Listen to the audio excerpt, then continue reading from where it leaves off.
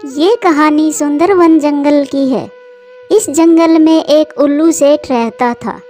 इन दिनों वो काफ़ी परेशान था क्योंकि उल्लू सेठ रात को जागता था और दिन में सोता था।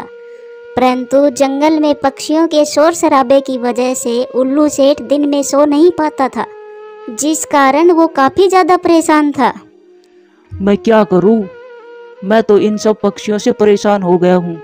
कभी तो कौवे की काई काई और कभी कोयल की कू कू कू कू। ये सुन सुन कर तो मैं पक गया हूँ। इन पक्षियों की वजह से मुझे पूरे 5 दिन हो गए हैं। मैं अच्छे से सो नहीं पाया हूँ। आज तो खैर नहीं इन पक्षियों की। फिर उल्लू सेठ गुस्से में पक्षियों के पास जाता है। अरे तुम सब चुप हो जाओ। तुम सब कितना शोर मचाते हो। तुम्हारे शोर मचाने की वजह से मैं दिन में सो नहीं पाता। तो भाई उल्लू सेठ, ये सोने का कौन सा समय है? सोते तो रात को है ना। हाँ, तुम सब पक्षी रात को सोते होंगे, परंतु हम उल्लू तो दिन में ही सोते हैं। तुम पक्षियों के शोर शराबे की वजह से मैं दिन में सो नहीं पा रहा। बस अब बहुत हो गया। अब मैंने फैसला कर लिया है कि जंगल के सारे पक्षी अब इस जंगल में नहीं रहेंगे। उल्लू सेठ, ये जंगल तुम्हारा नहीं है जो तुम हम सबको यहाँ से निकालोगे। तुम हमारा कुछ नहीं बिगाड़ सकते। हम सारे पक्षी इसी जंगल में थे और इसी जंगल में रहेंगे। देखो टुनटुनी चिड़िया, तुम सब पक्षियों को जितने पैसे चाहिए मैं तुम्हें देने को तैयार हूँ, परंतु मुझ पर रहम करो और इस जंगल को छोड़कर चले जाओ। नहीं उल्लू सेठ, ये जंगल हम सब पक्षियों का है। हम तो इसी जंगल में रहेंगे। और वैसे भी उल्लू जंगल में नहीं रहते, वो तो गुफा में रहते हैं। अब जाओ और तुम भी गुफा में रहो। फिर उल्लू सेठ गुस्सा होकर वहाँ से चला जाता है। मम्मा, आपने कहा था कि इस महीने मेरा स्कूल में एडमिशन करवाओगी। मैं कब से जाऊंगी स्कूल? चिंकी मेरी गुड़िया, मैं बहुत ज्यादा मेहनत कर रही हूँ। अगर तुम इस महीने नहीं तो अगले महीने तो तुम जरूर जाओगी स्कूल। ये मेरा तुमसे वादा है। ठीक है मम्मा। अच्छा मम्मा, अब मैं थोड़ी देर बाहर खेलने के लिए जा रही हूँ। फिर चिंकी चिड़िया बाहर चली जाती है। चिंकी चिड़िया, तुम यहाँ बाहर अकेली क्या कर रही हो? आखिर क्या चल रहा है तेरे मन में? मिंकी मेरी दोस्त, मैं बहुत ज्यादा खुश हूँ। मेरी मम्मा ने मुझे इस बार वादा किया है कि अगले महीने से मैं स्कूल जाऊंगी। चिंकी, तुम कितनी ज्यादा पागल हो। तुम्हें तुम्हारी मम्मा ने बेवकूफ बनाया है। देखना तुम अगले महीने भी स्कूल नहीं जाओगी। नहीं मिंकी, मेरी मम्मा मुझसे झूठा वादा नहीं करती और तुम मेरा यूं मजाक नहीं उड़ा सकती। चली जाओ यहाँ से। फिर मिंकी चिड़िया वहाँ से चली जाती है। तभी वहाँ पर एक बूढ़ी चिड़िया चिंकी के पास आती है। अरे बेटी, तुम यहाँ पर उदास क्यों बैठी हो? क्या बात है, मुझे बताओ। मैं आपको नहीं बताऊंगी, वरना आप भी मेरा मजाक उड़ाओगी। नहीं बेटी, मैं तुम्हारी सारी समस्या दूर कर सकती हूँ और तुम खुश हो जाओगी। ये लो जादुई किताब। ये जादुई किताब तुम्हारे बहुत काम आएगी।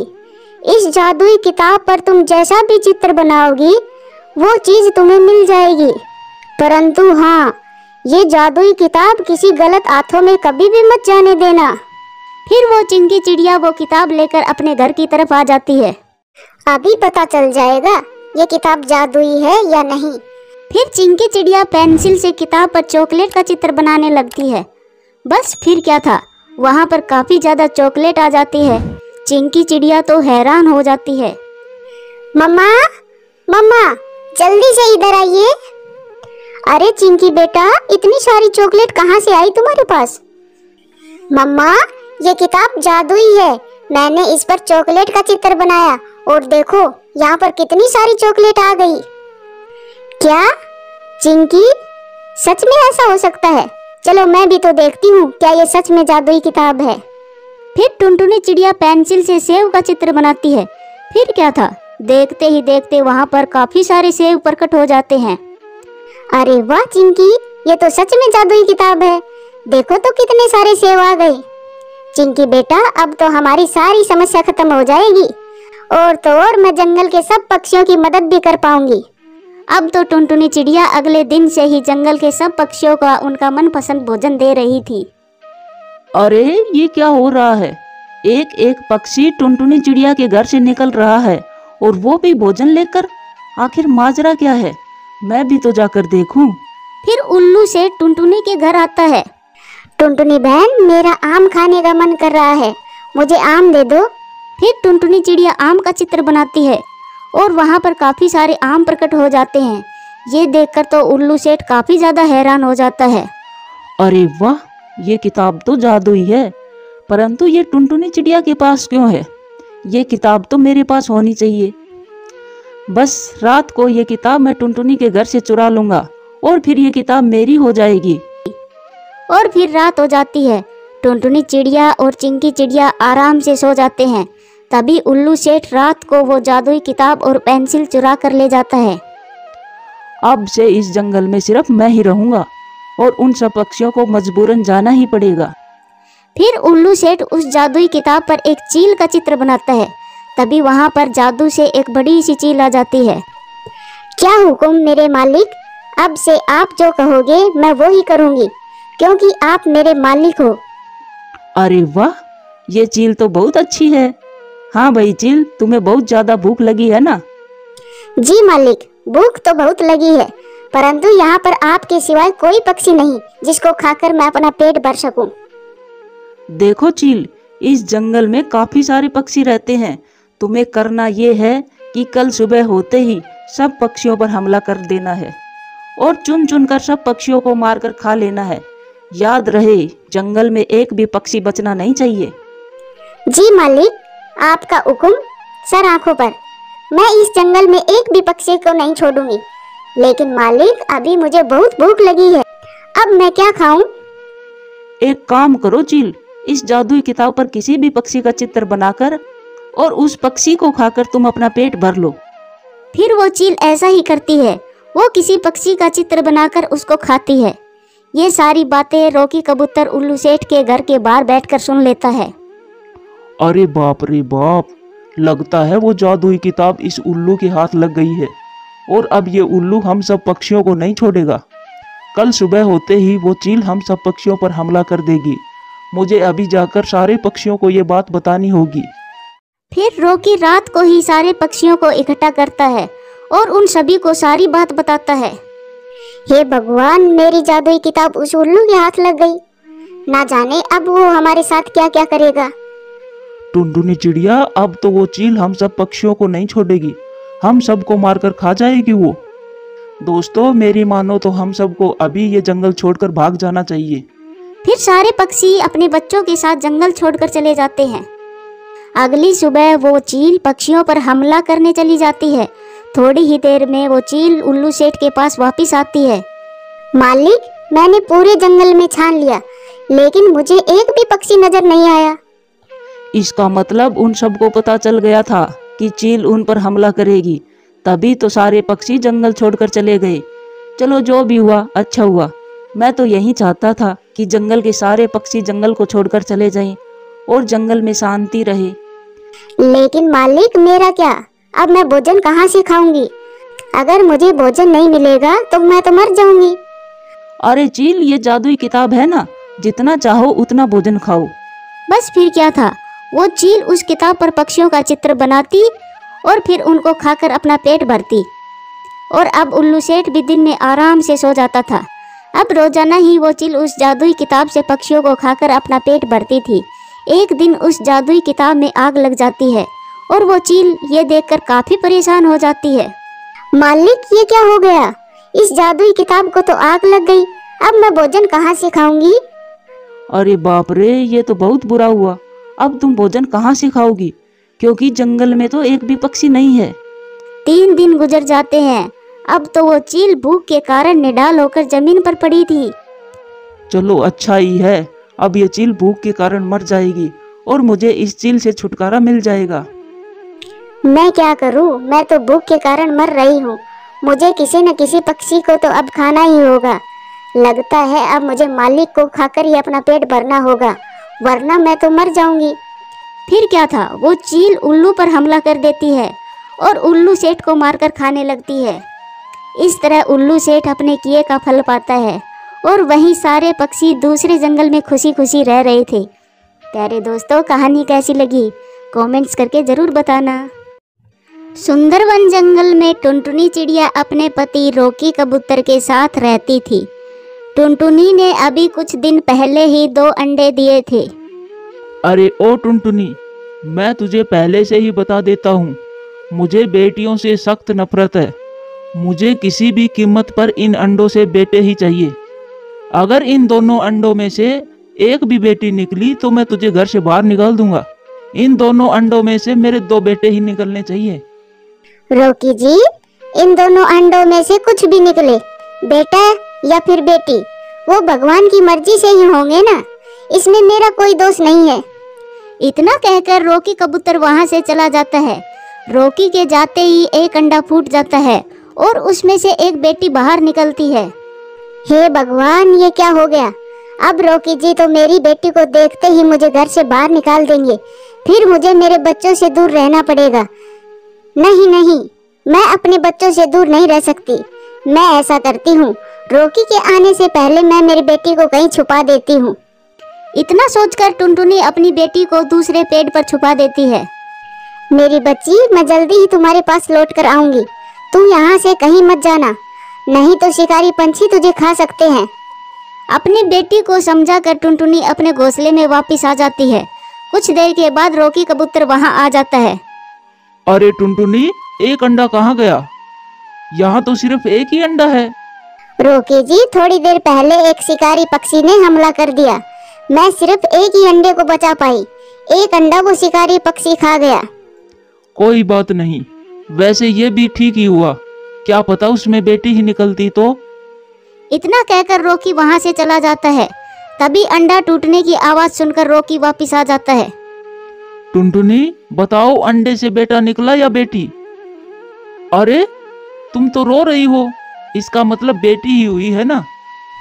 नहीं, ये आंसू तो खुशी के आंसू है। अंडे से तो बेटा ही निकला है। अरे वाह, मेरा बेटा निकला है। आओ बेटा, मैं तुझे जंगल में घुमाने चलता हूँ। इतना कहकर रॉकी अपने बेटों को जंगल में घुमाने ले जाता है। पता नहीं मेरी बेटी कैसी होंगी।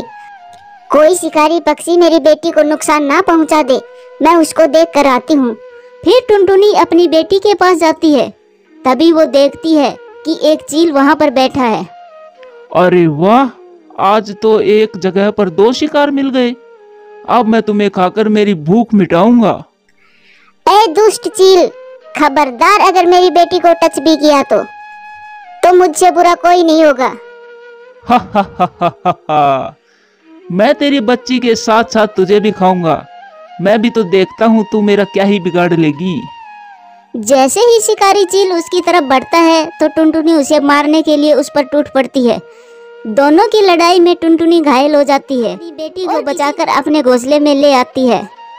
रॉकी जी, मुझे माफ कर दो। मैंने आपसे झूठ बोला था कि एक अंडा शिकारी पक्षी ले गया।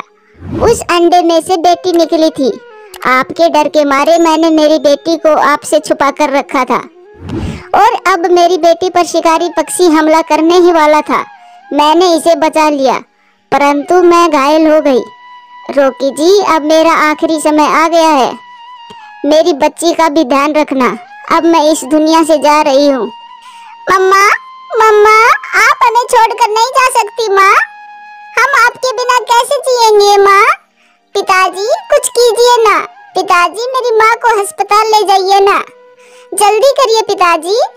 तभी रॉकी कबूतर टुनटुनी को अस्पताल लेकर जाता है और उसे वहीं एडमिट कर देता है। क्यों न मैं टुनटुनी को यहीं छोड़कर चला जाता हूँ। अगर ये बच गई तो इसके इलाज का पैसा भी मुझे ही देना पड़ेगा। मैं जल्दी से यहाँ से निकल लेता हूँ। इतना बोलकर रॉकी कबूतर टुनटुनी को अस्पताल में ही छोड़कर घर वापिस आ जाता है। क्या हुआ पिताजी? माँ कहाँ है? वो क्यों नहीं आई? पिताजी, पिताजी, कुछ तो बोलिए। माँ को साथ क्यों नहीं लाए? बताइए ना पिताजी, माँ कहाँ है? तुम्हारी माँ तो मर गई है, इसीलिए मैं तुम्हारी माँ को साथ नहीं लाया। क्या अब हमारी माँ इस दुनिया में नहीं रही? पिताजी, हम आखिरी बार अपनी माँ को देखना चाहते हैं, हमें उनके पास ले चलिए। नहीं नहीं, अब मैं तुम्हें तुम्हारी माँ के पास नहीं ले जा सकता, क्योंकि मैं तुम्हारी माँ का अंतिम संस्कार करके आया हूँ। इतना सुनकर चिंकी चिड़िया बहुत रोई। तभी रॉकी कुछ सोचने लगता है। ये बेटी तो मुझ पर आफत बन गई है और मैं अकेले भी अपनी जिंदगी काट नहीं सकता। मैं ऐसा करता हूँ, दूसरी शादी कर लेता हूँ। इतना सोचकर रॉकी कबूतर एक बूढ़ी चिड़िया के पास जाता है। माँ जी, मेरी पत्नी का देहांत हो गया है, इसीलिए मेरे बच्चों की खातिर मुझे दूसरी शादी करनी पड़ेगी। आप कोई सुंदर सी चिड़िया देकर मेरी शादी करा दीजिए।